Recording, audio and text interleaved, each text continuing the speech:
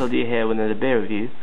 And in front of me, as you can probably see, is a mini-keg of Darb original lager from Germany, from Dortmund in Germany. And yesterday I had a mini birthday party at my place, and so we were splitting this thing with a couple of friends, and came out quite good actually. The thing is, this thing is supposed to be consumed within 24 hours after you open it. So it's not like the Heineken draft keg, which is supposed to stay for 30 days, I think. And didn't really want to buy the Heineken. I don't really like it much. So I figured, since we don't get many varieties of mini-kegs in Montreal, unfortunately, I had to go buy this because it's something I think is a bit better than Heineken. It's of a nice, worthy German lager. And so yeah, I don't have that much left, but it should be enough for a nice mug, which I have over here, just a standard mug.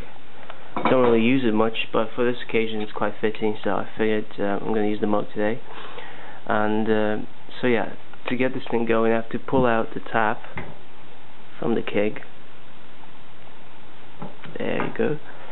And I also have to twist this thing on top, which I already did. So what's going to happen, I think I'm going to come back to this with a camera in a few moments, because unfortunately I don't have 3 hands. I'm just a human, and I can't really hold the camera and pour, and like it was actually yesterday I found that I needed some help with this, so it was mostly like 2 people. One person would hold this thing and twist the little cap on top to get the gases going, and the other one would actually pour the beer. So I'll come back in a few moments. So I'm back with the pour. As you can see, there's pretty much no head on the beer. I think it's because it's been, some time has passed since we opened this thing. Not the 24 hours, which it's allocated for the consumption of this beer, but I guess it's best to consume this thing within like first several hours. Nevertheless, it's not too late. It hasn't gone flat or skunky. There's still some carbonation going on. So for the colors, you can see it's a nice light amber kind of color. So pretty much a golden color, straw color, whatever you want to call it. And so yeah, it's quite typical for lager. Maybe just a tad darker than most macro lagers usually tend to be. So I'm gonna do the little smell test. So yeah, a usual lager smell, a bit more sweet actually, and it's quite crisp overall. It's a beer smell, it's what the beer is supposed to smell like, pretty much. So I'm gonna taste it.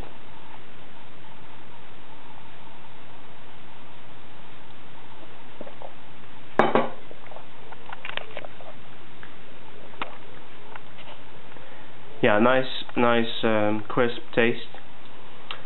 Sad side, actually there's less sweetness in the flavor. There's more sweetness in the, when you smell it. And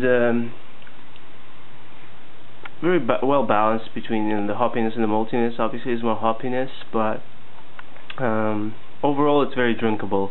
And you have to trust me on this one, because that's what I've been doing yesterday, and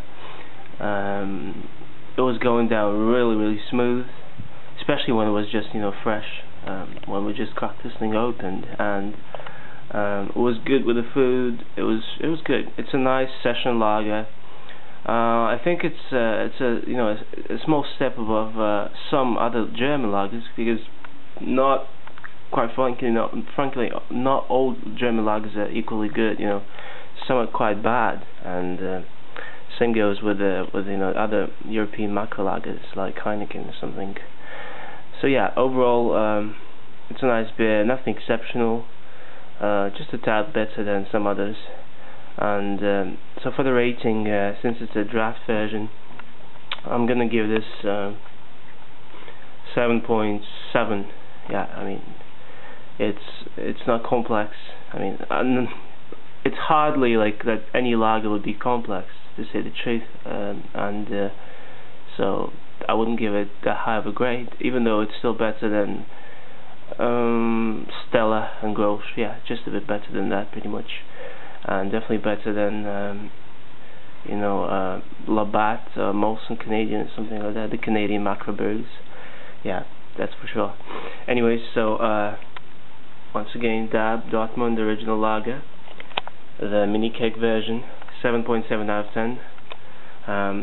It tasted a bit better yesterday, but it's still quite good. I'm going to finish this mug, and I'll come back to this actually, just to make sure. And so I'm back for my final word. I'm going to go ahead and finish this thing.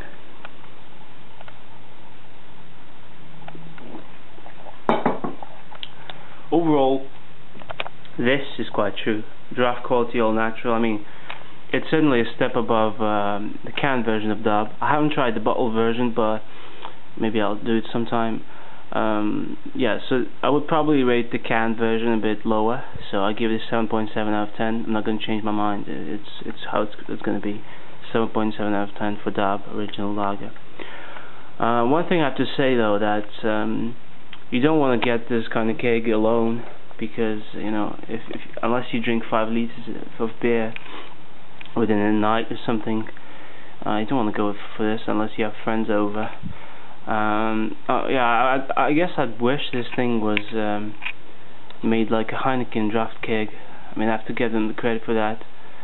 If it stays fresh for at least a few weeks, you know, if not 50 days, it could come around handy, but I don't know. So yeah, just to wrap this thing up, DAB Original Lager, really drinkable. It's kind of light bodied, but it's, you know, there's still enough flavor for, you know, to savor a little bit.